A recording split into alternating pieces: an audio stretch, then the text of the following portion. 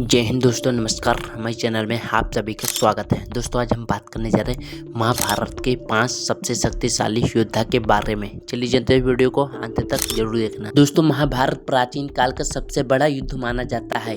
इस युद्ध में अनेक शक्तिशाली योद्धाओं ने भाग लिया था। महाभारत के युद्ध में ऐसे महाशक्तिशाली योद्धाओं ने भाग लिया था कि अपराजय माने जाते थे। इसके अलावा महाभारत में सबसे शक्तिशाली हथियारों का भी इस्तेमाल किया गया था।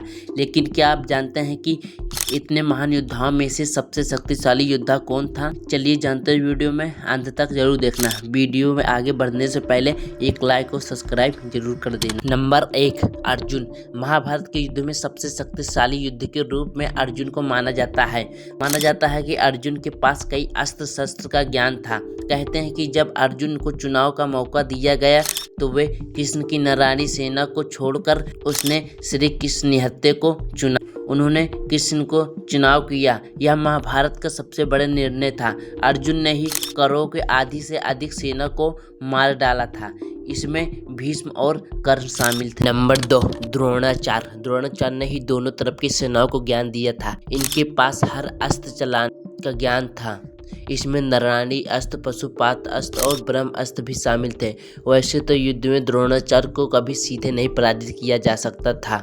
तब श्री कृष्ण ने भीम को कहकर अश्वत्थामा नामक हाथी को मरवा दिया। हर तरफ यह खबर फैला दिया कि अश्वत्थामा मारा गया। यह सुनकर द्रोणाचार्य हथियार डाल दिए।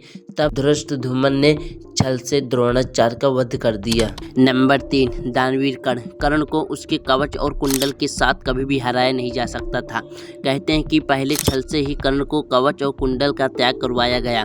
उसके बाद भी युद्ध में कर्ण से जीतना असंभव था। कहते हैं कि जब कर्ण का रथ एक गड्ढे में फंस गया तब छल से अर्जुन ने कर्ण का वध किया।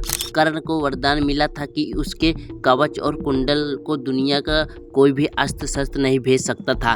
कर्ण ने युद्ध में नकुल, सहदेव, युधिष्ठिर और भीम को भी हराया था, लेकिन उन्हें मारा नहीं, क्योंकि कर्ण ने प्रतिज्ञा की थी कि वे सिर्फ अर्जुन को छोड़कर अपने किसी भी भाई को नहीं मारेंगे। नंबर 4, भीष्म। महाभारत के युद्ध में भीष्म को हराना असंभव था। भीष्म को वरदान मिला था कि उनकी जान उनके इच्छा के विरुद्ध नहीं ली जा सकती थी।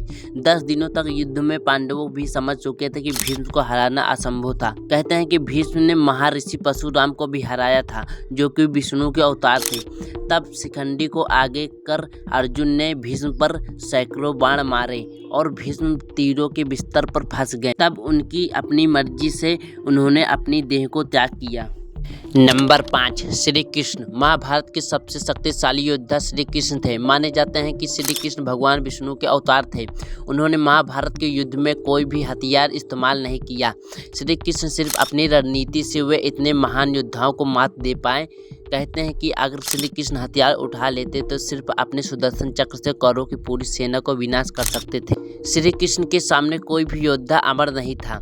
महाभारत में श्री कृष्ण ने अर्जुन को अपना विराट रूप भी दिखाया था।